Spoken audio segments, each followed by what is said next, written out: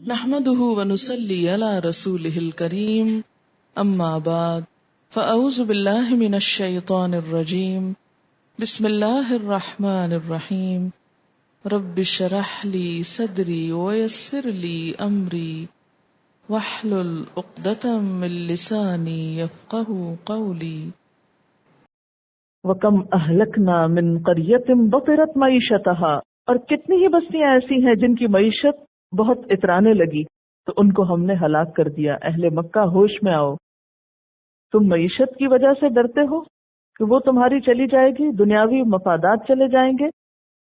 کتنی ہی بستیاں ماضی میں ایسی گزری ہیں کہ جو معیشت کے اعتبار سے، مادی استحکام کے اعتبار سے بہت بلندی تک پہنچی۔ تاریخ مسلسل تم کو یہ سبق دے رہی ہے کہ کسی بھی شخص یا قوم کا مادی استحکام مستقل طور پہ نہیں ہوتا۔ بہت سی قومیں، فرعون کی قوم، ان کا مال و دولت اور وہ سب کچھ، لیکن ان سب چیزوں سمیت کیا ہوا انجام؟ کوئی چیز بچا سکی؟ بڑے بڑے احرام ان کو بچا سکے؟ ان کے لیے محفوظ قلعے بن سکے؟ نہیں۔ بطرت معیشتہا، جن کی معیشت بہت پھلی پھولی، بطرہ کا مطلب ہوتا ہے خوشی میں اپھر جانا، اور ایسا اپھرنا کہ اللہ کے حق کی حفاظت نہ ہو سکے، اکڑنا، اترانا۔ اے اہل مکہ، کتنی ہی بستیاں ہم تباہ کر چکے جن کے لوگ اپنی معیشت پہ، اپنے مادی نظام کے یا معاشی نظام کے استحکام پہ بہت اتراتے تھے۔ فَتِلْكَ مَسَاكِنُهُمْ لَمْ تُسْكَن مِّن بَعْدِهِمْ إِلَّا قَلِيلًا، وہ دیکھو ان کے مسکن پڑے ہوئے ہیں جن میں ان کے بعد کم ہی کوئی بسا ہے۔ وَكُنَّا نَحْنُ الْوَارِثِينَ، آخر کار ہم ہی وارث ہو کر رہے۔ یہاں دراصل اہل مکہ کو ڈرایا جا رہا ہے کہ تم دیکھتے نہیں کہ اللہ کی نعمتوں سے فیضیاب ہو کر جن قوموں نے اللہ کی ناشکری کی، پھر ان کا انجام کیا ہوا؟ آج دیکھو ان کی بہت سی آبادیاں کھنڈر بنی ہوئی ہیں، یا پھر تاریخ کے صفحوں پہ صرف نام ہے، کوئی پتہ نہیں کہاں آئے تھے اور کہاں رہے تھے۔ ان کے گھروں میں کبھی اب کوئی جا کے نہیں رہا، کتنے عالی شان محلات تھے، کبھی یہ چلو اب ہم جا کر وہاں ان کو درست کر کے رہتے ہیں، نہیں۔ کوئی راہ گزر، کوئی مسافر رہے تو رہے، الا قلیلا، تھوڑا بہت کوئی وقتی طور پر کوئی گڈریا، کوئی گزرنے والا وہاں اترے تو اترے، ورنہ مستقل طور پر وہاں کبھی کوئی نہیں آباد ہوا۔ اے اہل مکہ، تم سمجھتے ہو کہ یہاں تمہیں یہ امن و امان اور دنیاوی دولت تمہارے اپنی تدبیر کے نتیجے میں تمہیں ملی ہوئی ہے؟ نہیں، یہ اللہ کا خاص فضل ہے۔ ورنہ بہت سی بستیاں ایسی تھیں کہ جن کے پاس دنیاوی معیشت کے بہت سے سامان تھے، لیکن اللہ نے انہیں ایسی سزا سے دوچار کیا کہ اب ان علاقوں میں ویرانی ہی ویرانی نظر آتی ہے، بربادی ہی بربادی ہے۔ ان میں سے کوئی باقی نہ رہا کہ جو ان کے مکانوں، زمینوں، مال و دولت کا وارث ہوتا۔ سارے ہی وارث مر گئے، خود بھی مر گئے، وارث بھی مر گئے، کچھ باقی نہ رہا۔ وَمَا كَانَ رَبُّكَ مُهْلِكَ الْقُرَىٰ حَتَّىٰ يَبْعَثَ فِي أُمِّهَا رَسُولًا، اور تیرا رب بستیوں کا ہلاک کرنے والا نہ تھا یہاں تک کہ اس کے مرکز میں رسول نہ بھیجتا۔ یتلو علیہم آیاتنا، جو ان پر ہماری آیات پڑھ کے سناتا۔ کیا مطلب ہے اس کا؟ کہ اللہ تعالیٰ اتمام حجت کے بغیر کسی کو ہلاک نہیں کرتا، کسی کو تباہ نہیں کرتا۔ اور یہاں خصوصی طور پر رسولوں کے بھیجنے کی جگہ بتائی گئی ہے کہ وہ کہاں بھیجے جاتے رہے۔ فی امہا، بستیوں کی ماں میں، یعنی مرکزی جگہ پر۔ کس کو کہتے ہیں؟ ماں کو، اصل کو، اساس کو، بنیاد کو۔ اور بستیوں میں اصل بڑی بستی یعنی مرکز مراد ہے۔ جیسے دنیا کا مرکز کیا ہے؟ مکہ۔ تو جب آخری ہدایت اللہ نے سب کے لیے بھیجنی تھی تو مکہ کا انتخاب کیا۔ اسی طرح جس خاص علاقے کی طرف رسول بھیجے تو دیہاتوں اور گاؤں میں نہیں بھیجے گئے، بلکہ مرکزی شہروں میں بھیجے گئے۔ کیوں؟ اس لیے کہ دیہات اور گاؤں جو ہوتے ہیں وہ مرکزی شہروں کے تابع ہوتے ہیں۔ جو کچھ بڑے شہروں میں ہوتا ہے، دیہاتوں اور گاؤں کے لوگ جو ہیں وہ اسی کو فالو کرتے ہیں، اور پھر شہروں کے اندر یہ گنجائش ہوتی ہے کہ وہ سب کو سمیٹ لیں اپنے اندر۔ اب آپ دیکھیے کہ فی امہا رسولہ جو ہے، یہ بڑی قابل غور بات ہے۔ یہاں صرف یہ نہیں کہا گیا حتی یبعث رسولا، بلکہ یہ بھی کہا گیا کہ یبعث فی امہا رسولا۔ تو یہاں سے ایک حکمت سمجھ میں آتی ہے کہ اگر اللہ تعالیٰ نے یہ طریقہ اختیار کیا کہ دین کے کام کے لیے بڑے شہروں کو چنا، تو آج کے دور میں بھی دین کی تبلیغ کے لیے جو اہم مراکز بنائے جائیں وہ ایسی جگہوں پر ہوں کہ جہاں ہر قسم کی سہولتیں میسر ہوں، اور وہاں سے فیض پہنچے ان علاقوں کو بھی جہاں یہ سب کچھ میسر نہیں۔ دنیا کے جتنے بھی کام کیے جاتے ہیں، کوئی آپ کو فیکٹری لگانی ہو، کوئی آپ کو بزنس سٹارٹ کرنا ہو، کوئی آپ کو یونیورسٹی بنانی ہو، تو اس کے لیے آپ کس جگہ کا انتخاب کرتے ہیں؟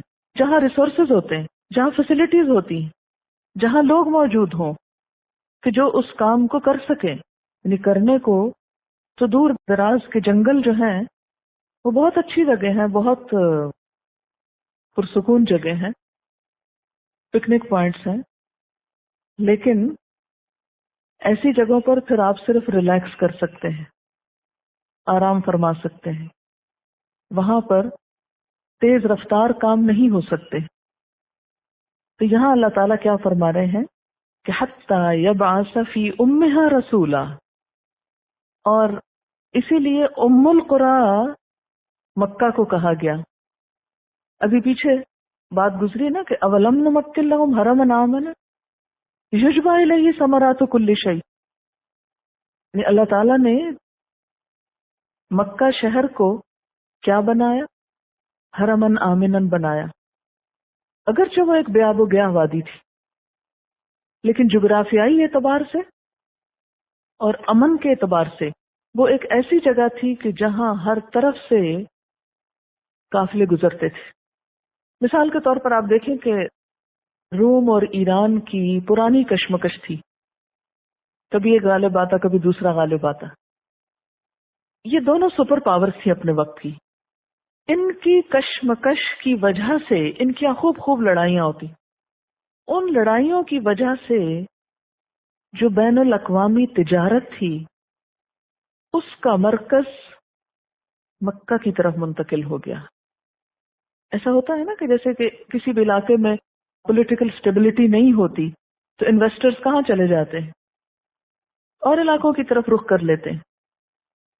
تو بالکل اسی طرح روم اور ایران کی سیاسی کشمکش کی وجہ سے عرب عمومی طور پر اور مکہ خاص طور پر تجارت کا مرکز بن چکا تھا۔ اس کی ایک اور وجہ بھی تھی، اور یہ کہ سب لوگ حج کرنے کے لیے اذن فی الناس بالحج مختلف علاقوں سے سالانہ یہاں اجتماع ہوتا تھا، اور اس موقع پر بھی بہت تجارت پھلتی پھولتی تھی، کیونکہ جو چیز یہاں پہنچ جاتی وہ سمجھے کہ سارے علاقوں میں پھیل جاتی۔ یعنی کسی کو بھی اگر شعر و شاعری کو عروج دینا تھا یا کسی اور چیز کو، تو اس کے لیے حج کے موقع پر میلے منعقد ہوتے تھے، اور وہاں سے پھر جتنے بھی قافلے آتے، مختلف طرف سے لوگ آتے، وہ نئی نئی چیزوں کو وہاں سے لے کر اپنے اپنے علاقوں میں واپس جاتے اور وہاں انٹروڈیوس کراتے۔ مکہ کی پوزیشن آپ سمجھ رہے ہیں نا؟ روم، یونان، مصر، شام، ہندوستان، انڈونیشیا، مشرقی افریقہ، ان کے ساتھ جتنی تجارت تھی وہ کہاں ہوتی تھی؟ آ کے یہاں، اور قافلے گزرتے بھی یہیں سے تھے، آگے کو جاتے تھے۔ یعنی شام کی طرف سے آتے یمن کی طرف نکل جاتے، یمن سے پھر ہندوستان وغیرہ کی طرف، اور اسی طرح واپس۔ کیونکہ روم اور ایران کی جنگوں کی وجہ سے یہاں کے راستے جو تھے عموماً بند ہو جایا کرتے تھے، تو اللہ تعالیٰ نے ایک سبب جیسے پیدا کر دیا اس علاقے کو ام القری بنانے کا۔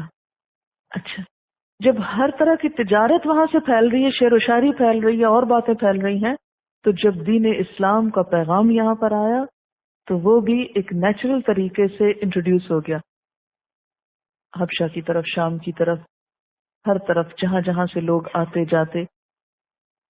اور اس کے بعد اگر مدینہ بھی مرکز منتقل ہوا تو اس سے کوئی خاص نقصان نہیں ہو، کیونکہ روٹ وہی بنتا تھا شام وغیرہ کی طرف جانے کے لیے۔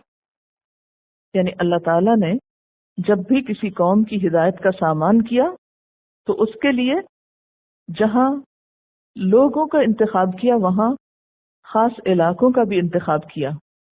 وما كنا مهلك القرى الا واهلها ظالمون، اور نہ تھے ہم ہلاک کرنے والے بستیوں کو مگر یہ کہ اس کے رہنے والے ظالم ہو گئے تھے. یعنی ہدایت بھیجنے کے بعد، نبی بھیجنے کے بعد جب بستیوں والے ایمان نہ لائے اور شرک پہ جمے رہے تو پھر ہم نے ان کو ہلاک کر دیا. اور یہاں بستیوں کے رہنے والوں کے ظالم ہونے سے مراد کیا ہے؟ ان کا شرک پر اڑے رہنا، اللہ کی نافرمانی کرنا. تو مسلسل کوشش، جسے کہتے ہیں نا کہ علامہ اقبال کا یہ ایک شعر ہے، یقین محکم عمل پہم محبت فاتح عالم، جہاد زندگانی میں ہے یہ مردوں کی شمشیریں. یعنی جہاد زندگانی یا دین کے راستے میں اگر آپ اس کو لیں کہ دین کے راستے میں جو سٹرگل ہے اس میں بھی یہ 3 نکات بہت اہم ہیں. نمبر 1 یقین محکم، کہ جو کچھ آپ کر رہے ہیں اس کے درست ہونے پر آپ کو پختہ یقین ہو کہ ہم ٹھیک کر رہے ہیں. اگر آپ کہیں بھی شیکی ہوئے، کہیں بھی آپ خود ڈگمگا گئے، کہیں بھی آپ نے صبر کا دامن ہاتھ سے چھوڑ دیا تو نتیجہ کیا ہوگا؟ آپ دوسروں کو نہیں بتا سکیں. اور عمل پہ ہم مستقل طور پر کام، چاہے تھوڑا ہی کیوں نہ ہو، چھوٹی سے چھوٹی ایفرٹ ہو. کیونکہ حدیث پاک میں بھی آتا ہے نا کہ اللہ تعالیٰ کو وہ کام جو خواہ مقدار میں کم ہی کیوں نہ ہو لیکن مستقل طور پر ہو، وہ زیادہ پسند ہے بنسبت اس کام کے جو کبھی کبھار کر لیا جائے. آپ نے حضرت عبداللہ بن عمر کو شاید یہ نصیحت کی تھی کہ عبداللہ تم ان لوگوں میں سے نہ ہو جانا کہ جن کے بارے میں کہا جاتا ہے کہ ہاں وہ رات کو نماز پڑھتا تھا پھر اس نے چھوڑ دی. یعنی چھوٹی سی نیکی بھی کرو، چھوٹا سا کام بھی کرو لیکن مستقل کرو، کوششیں بکھری ہوئی نہ ہو.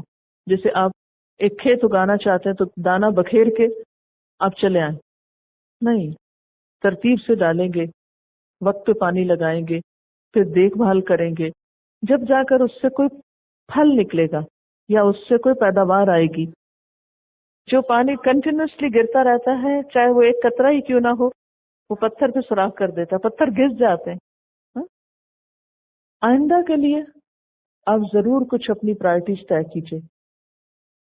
جو بھی کام آپ کرنا چاہتے ہیں خواہ وہ کم ہو یا زیادہ ہو، لیکن ایسے کاموں کے بارے میں سوچیں کہ جن کو آپ نبھا سکیں اور اس کو آپ آگے لے کے چلیں اور ایک طرح سے لائف ٹائم کمٹمنٹ کریں. ٹھیک ہے، کچھ شارٹ ٹرم پروجیکٹس ہو سکتے ہیں، کچھ لانگ ٹرم ہوتے ہیں، کچھ زندگی بھر ساتھ چلتے ہیں، لیکن کوئی نہ کوئی اپنے لیے ایسا فیلڈ ضرور اختیار کرے کہ جس میں اگر آپ چلتے جائیں تو خواہ تھوڑا ہی چلیں لیکن چلتے رہیں تو آپ دیکھیں گے کہ ایک دن آپ اسی شعبے کے ماسٹر بن چکے ہوں گے. بہت سے لوگوں کے ناکامی کی وجہ کیا ہوتی ہے کہ وہ جذبات میں آ کے بہت بڑا کام کرنا چاہتے ہیں. تو یہ بالکل ایسے ہی ہے نا کہ آپ جذبات میں ایک بہت بڑا بوجھ اپنے سر پہ اٹھائیں، کتنی دیر اٹھائے رکھ سکتے ہیں. تو بالکل اسی طرح بڑے بڑے کاموں میں چھلانگیں نہ لگائیں. کوئی بھی کام شروع کریں، چھوٹے سے ابتدا کریں لیکن پوری یکسوئی اور کمٹمنٹ کے ساتھ، اور پھر اس کو نبھائیں. اور پھر آپ دیکھیں گے کہ آپ کو اس میں کیسا تجربہ اور کیسی اسکل اور کیسا، یعنی آپ کی شخصیت کیسی نکھرتی ہے اور کس طرح آپ اس میں رسوخ حاصل کرتے ہیں. اللہ سبحانہ وتعالیٰ فرماتے ہیں یرید اللہ بکم اليسر ولا یرید بکم العسر. اللہ تمہارے لیے آسانی چاہتا ہے، مشکل نہیں چاہتا، تمہیں مشقت میں نہیں ڈالنا چاہتا. تو یہ آسانی کا طریقہ ہے، قدم قدم چلتے جاؤ. 2 چیزیں اگر انسان کے سامنے ہوں کہ وہ چل رہا ہے اور دوسرا یہ کہ صحیح سمت پہ چل رہا ہے تو سب ٹھیک ہے، منزل تک پہنچ جائے گا. لیکن اگر چلنا رک جاتا ہے تو بڑی سے بڑی صلاحیت ضائع ہو جائے گی. یا آپ چل تو بہت اچھا رہے ہیں لیکن صحیح سمت میں نہیں چل رہے تو بھی اس کا کوئی فائدہ نہیں. تو ہمیشہ کوئی بھی ایفرٹ جو آپ دین کے لیے کریں، نمبر 1 یہ کہ وہ ایم لیس نہ ہو، اینڈ کو سامنے رکھ کے ابتدا کریں. اپنا گول، ٹارگٹ، ایم بہت واضح رکھیں کہ آپ کیا چاہتے ہیں، کیا کرنا ہے آپ کو. اور نمبر 2 یہ کہ آپ اپنی معتدل رفتار کے ساتھ چلتے رہیں، مسلسل چلتے چلے جائیں. تو آپ دیکھیں گے کہ انشاءاللہ آپ ایک دن منزل پا لیں گے. اس کے بارے میں چند ایک احادیث آپ کو سنانا چاہوں گی. حضرت عائشہ سے روایت ہے کہ نبی صلی اللہ علیہ وسلم ان کے پاس تشریف لائے ان کے پاس ایک عورت بیٹھی ہوئی تھی. آپ نے پوچھا یہ کون ہے؟ حضرت عائشہ نے جواب دیا یہ فلاں عورت ہے جو نفلی نمازیں کثرت سے پڑھتی ہے. آپ نے فرمایا ٹھہرو، تم اسی چیز کو لازم پکڑو جس کی تم طاقت رکھو. اللہ کی قسم اللہ نہیں اکتاتا یہاں تک کہ تم خود اکتا جاؤ. یعنی عبادات میں بھی اعتدال ضروری ہے. یہ نہیں کہ ایک وقت میں اتنی عبادت شروع کر دو کہ چند دن کے بعد گھبرا اٹھو اور اس کے بعد سب چھوڑ چھاڑ کے بیٹھ جاؤ. اور پھر آپ نے فرمایا اور اللہ تعالیٰ کو سب سے زیادہ محبوب عبادت اور اطاعت وہ ہے جس پر اس کو اختیار کرنے والا ہمیشگی کرے، ہمیشہ وہ کام کرے. ایک اور حدیث ہے، حضرت انس سے روایت ہے کہ 3 آدمی نبی صلی اللہ علیہ وسلم کی ازواج مطہرات کے گھر آئے، ان سے آپ کی عبادت کے بارے میں تفصیلات پوچھی. جب بتائی گئی تو انہوں نے اس کو کم سمجھا، یعنی آپ صلی اللہ علیہ وسلم کی عبادت کو بھی کم سمجھا، اور کہا کہ ہمارا اور نبی صلی اللہ علیہ وسلم کا کیا مقابلہ، آپ کے تو اگلے پچھلے تمام گناہ معاف کر دیے گئے، ہمیں تو زیادہ عبادت کی ضرورت ہے.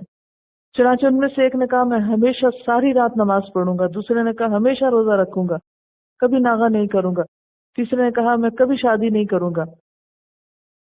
تو آپ ان کے پاس تشریف لائے اور ان سے پوچھا کہ تم نے اس طرح کہا ہے؟ جب انہوں نے اس بات میں جواب دیا تو آپ نے فرمایا خبردار، اللہ کی قسم میں تم میں سب سے زیادہ اللہ سے ڈرنے والا اور اس کا سب سے زیادہ خوف دل میں رکھنے والا ہوں، لیکن میں روزے رکھتا بھی ہوں اور چھوڑ بھی دیتا ہوں، نماز بھی پڑھتا ہوں، رات کو سوتا بھی ہوں اور شادی بھی کرتا ہوں. یہ سارے کام میری ہی سنت ہے. جس نے میری سنت سے منہ موڑا وہ مجھ سے نہیں. تو گویا ساری رات عبادت کرنے کا تصور درست نہیں، کیونکہ مستقل طور پر انسان اس کو نبھا نہیں سکتا. ہمیشہ روزے سے رہنا درست نہیں. آپ صلی اللہ علیہ وسلم نے فرمایا اپنے طرف سے دین میں سختی کرنے والے ہلاک ہو گئے، اپنی طرف سے دین میں سختی کرنے والے ہلاک ہو گئے، یعنی ایکسٹریمسٹ ہلاک ہو گئے. آپ نے 3 مرتبہ یہ ارشاد فرمایا. اسی طرح ایک اور روایت میں آتا ہے یقیناً دین آسان ہے اور جو دین میں بے جا سختی کرتا ہے تو دین اس پہ غالب آ جاتا ہے. یعنی ایسا انسان پھر مغلوب ہو جاتا ہے اور دین پہ عمل چھوڑ بیٹھتا ہے. فرمایا بس تم سیدھے رستے پر رہو، میانہ روی اختیار کرو اور اپنے رب کی طرف سے ملنے والے اجر پہ خوش ہو جاؤ. صبح و شام اور رات کے کچھ حصے میں عبادت سے مدد حاصل کرو. بخاری کی حدیث میں آتا ہے سیدھے رستے پہ رہو، میانہ روی اختیار کرو، صبح اور شام اور کچھ حصہ رات کو عبادت کے لیے چلو، میانہ روی اختیار کرو، تم منزل مقصود کو پہنچ جاؤ گے. اسی طرح ایک اور حدیث ہے آپ صلی اللہ علیہ وسلم مسجد تشریف لائے تو دیکھا کہ ایک رسی 2 ستونوں کے درمیان بندھی ہوئی ہے. آپ نے پوچھا یہ رسی کیا ہے، یعنی کس مقصد کے لیے باندھی گئی؟ لوگوں نے بتایا کہ یہ حضرت زینب کی رسی ہے، وہ عبادت کرتے کرتے تھک جاتی ہیں تو اس کے ساتھ لٹک جاتی ہیں تاکہ سستی دور ہو جائے. آپ صلی اللہ علیہ وسلم نے فرمایا اس کو کھول دو. تم میں سے ایک شخص کو چاہیے کہ وہ اس وقت نماز پڑھے جب وہ فرحت و نشاط محسوس کرے، جب سست ہو جائے تو وہ سو جائے، یعنی بجائے اس کے کہ اپنے آپ کو اذیت دے دے کر جگائے پھر سو جائے.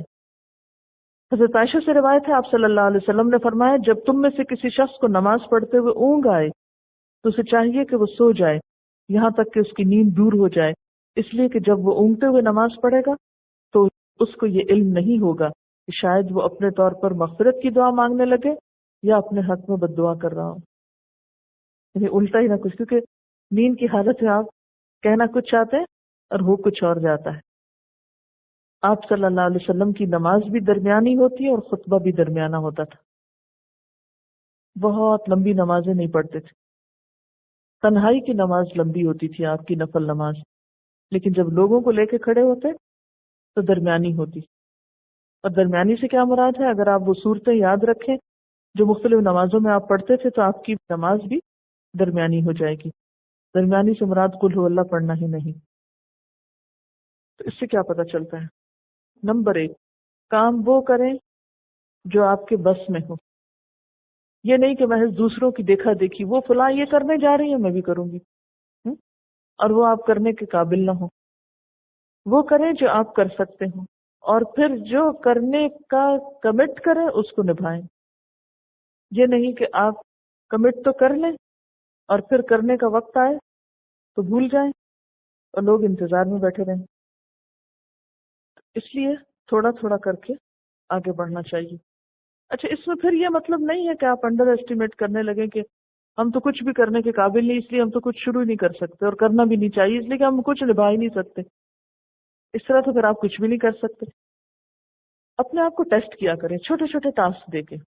اس سے پتہ چلتا جائے گا کہ آپ کیا کر سکتے ہیں، کتنا کر سکتے ہیں. ہر شخص کا اسٹیمنا مختلف ہوتا ہے، ہر شخص کی نیند مختلف ہوتی ہے. کچھ لوگ 4-5 گھنٹے سو کے بالکل فریش ہو جاتے ہیں، کچھ لوگ جب تک 8 گھنٹے نہ سوئیں تو وہ پوری طرح کام نہیں کر سکتے. پھر یہ کہ عمر کے ساتھ ساتھ ان چیزوں میں فرق ہوتا چلا جاتا ہے. تو کوئی ایک پیٹرن آپ سب فالو نہیں کر سکتے، ہر ایک کا مختلف ہوگا. ایکچولی کوئی بھی کام کرنے کے لیے سب سے پہلے ایمان ضروری ہے. آپ کا اپنا کنونس ہونا ضروری ہے. کسی کے دباؤ میں آ کے کوئی کام نہ کیا کریں. جو کریں پہلے اپنے آپ کو پوچھیں کہ کیا یہ مجھے کرنا بھی چاہیے، کیا یہ درست ہے.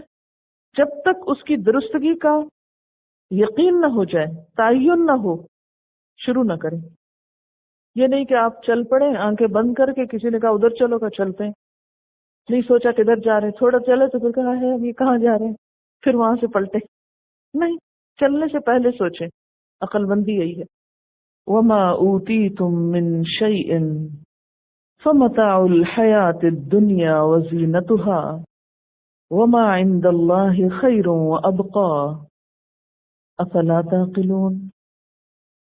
اور جو بھی تم دیے گئے ہو، کوئی بھی چیز یا کسی بھی چیز میں سے، من شیء، فمتاع الحیات الدنیا، تو وہ دنیا کی زندگی کا سامان ہے، وزینتها، اور اس کی رونق ہے، وما عند اللہ، اور جو اللہ کے پاس ہے، خیر و ابقا، بہتر ہے اور زیادہ باقی رہنے والا ہے. افلا تعقلون، کیا پھر تم عقل سے کام نہ لوگے، سمجھو گے نہیں. وما اوتی تم کون ہو؟ ہم سب. جو بھی تم دیے گئے ہو، سوچئے بھلا کیا کچھ خود ہماری ذات کے اندر جو نعمتیں ہیں، ہمارے وجود کے اندر، پھر اس وجود کو قائم رکھنے والی نعمتیں، ضرورتیں، پھر اس وجود یا نفس کی مرغوبات، خواہشات اور جذبات کی تسکین کے لیے عطا کردہ نعمتیں، پھر وہ نعمتیں جو براہ راست ہمیں فائدہ پہنچاتی ہیں، اور وہ نعمتیں جن سے ہم بالواسطہ فائدہ اٹھاتے ہیں. تو جو کچھ بھی ہمارے پاس ہے، وما اوتیتم من شیء، کسی بھی چیز میں سے کچھ بھی جو حصہ ہے، تھوڑا ہے یا زیادہ ہے، وہ مادی نعمتیں ہیں یا روحانی نعمتیں ہیں، وہ نظر آنے والی چیزیں ہیں یا نظر نہ آنے والی چیزیں، وہ کچھ بھی ہے، وہ زیادہ ہے یا کم ہے، تھوڑا ہے یا بہت ہے، اس کی حقیقت کیا ہے. فمتاع الحیات الدنیا وزینتها، وہ دنیا کی زندگی کا سامان ہے، وہ دنیا کی زندگی میں فائدہ اٹھانے کے لیے ہے، اور اسی کی رونق ہے، اسی دنیا میں کام آئے گا. وما عند اللہ، اور جو اللہ کے پاس ہے، اس دنیا کے بعد انسان کو جو کچھ ملنے والا ہے، خیر و ابقا، وہ اچھا بھی ہے اور زیادہ پائیدار بھی ہے، باقی رہنے والا بھی ہے.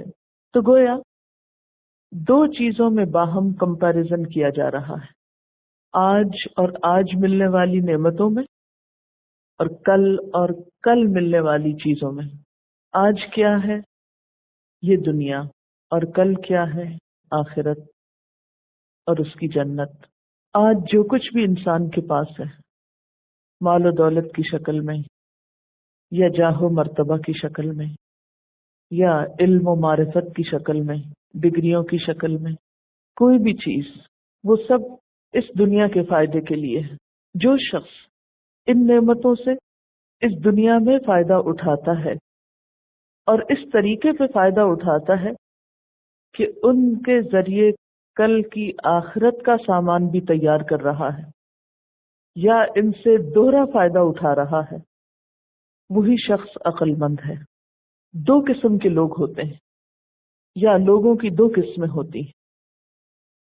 ایک وہ جو دنیا کی زندگی سے دنیا کی نعمتوں کو حاصل کرتے ہیں، ان سے فائدہ اٹھاتے ہیں اور صرف اس دنیا کا فائدہ اٹھاتے ہیں، وہ کل کو بھول جاتے ہیں، ان نعمتوں سے کل کی فکر نہیں کرتے، وہ ان سے صرف آج کا فائدہ لیتے ہیں، وہ ان نعمتوں کا صرف ایک پہلو دیکھتے ہیں۔ اور کچھ دوسرے عقل مند لوگ بھی ہیں جو ان نعمتوں کو صرف دنیا کی حد تک نہیں رکھتے، بلکہ ضرورت کے تحت اس دنیا میں بھی استعمال کرتے ہیں، لیکن اس سے اپنی آخرت بھی بناتے ہیں، اور ان نعمتوں کا ایک بڑا حصہ آخرت کے لیے جمع کراتے ہیں، وہاں فائدہ اٹھانے کے لیے، کیونکہ انہیں معلوم ہے، وہ جانتے ہیں، وہ سمجھتے ہیں۔ افلا تعقلون، وہ عقل رکھتے ہیں کہ موت کا وقت تو معلوم نہیں کس وقت آ جائے، اور موت کے آتے ہی یہ ساری نعمتیں یہیں رہ جائیں گی، خواہ یہ کتنی بھی کیوں نہ ہو۔ اگر دنیا کے مال و اسباب سے ہمارا گھر بھرا ہوا ہو، ہمارا دل بھرا ہوا ہو، جو کہ عام طور پہ کم ہی بھرتا ہے، کچھ بھی ہو، لیکن موت کے وار کے ساتھ ہی، موت کی آمد کے ساتھ ہی یہ سب کچھ یہیں رہ جائے گا، اور ساتھ لے جانے والی چیز وہ تو نیک عمل ہے، اچھے کام ہیں، نہ کہ یہ دنیا کی عزت اور دنیا کا مادی ساز و سامان۔ اس لیے وہ ان نعمتوں میں کھو کر نہیں رہ جاتے جیسے فرعون اور حامان اور قارون نے کیا، بلکہ وہ آخرت میں ان کو جمع کراتے ہیں، جس کے بارے میں فرمائے کہ خیر و ابقا، وہاں جو کچھ ملے گا ان کا بدلہ وہ اچھا بھی ہے اور زیادہ بہترین ہے، زیادہ باقی رہنے والا ہے۔ اسی کے بارے میں حدیث میں آتا ہے، اللہ کی قسم، دنیا آخرت کے مقابلے میں ایسی ہے جیسے تم میں سے کوئی شخص اپنی انگلی سمندر میں ڈبو کر نکال لے، پھر دیکھے کہ سمندر کے مقابلے میں انگلی کو کتنا پانی لگا ہے۔ یہاں براہ راست قریش کے لیڈرز کو مخاطب کر کے کہا جا رہا ہے کہ آج جو سرداری، مال و دولت، جو کچھ تمہیں حاصل ہے، اس پہ مت اتراؤ، کیونکہ مال و دولت اور دنیا کی زینت اور رونق عموماً لوگوں کو ہدایت سے دور کرنے کا ذریعہ بنتی ہے، اللہ کے قریب جانے کے لیے رکاوٹ بن جاتی ہے۔ تو ایسے ہی لوگوں کو سمجھایا جا رہا ہے کہ یہ تو چند دن کی چیزیں ہیں، یہ ساتھ تو نہیں جائیں گی، ساتھ تو تمہارے اچھے عمل جائیں گے جو ایمان کے بعد قابل قبول ہوں گے، لہذا ان کی فکر کرو۔ وآخر دعوانا الحمد للہ رب العالمین۔ سبحانک اللہم وبحمدک نشہد ان لا الہ الا انت نستغفرک ونتوب الیک۔ والسلام علیکم ورحمۃ اللہ وبرکاتہ۔ وآخر دعوانا ان الحمد للہ رب العالمین۔ سبحانک اللہم وبحمدک نشہد ان لا الہ الا انت نستغفرک ونتوب الیک۔ السلام علیکم ورحمۃ اللہ وبرکاتہ۔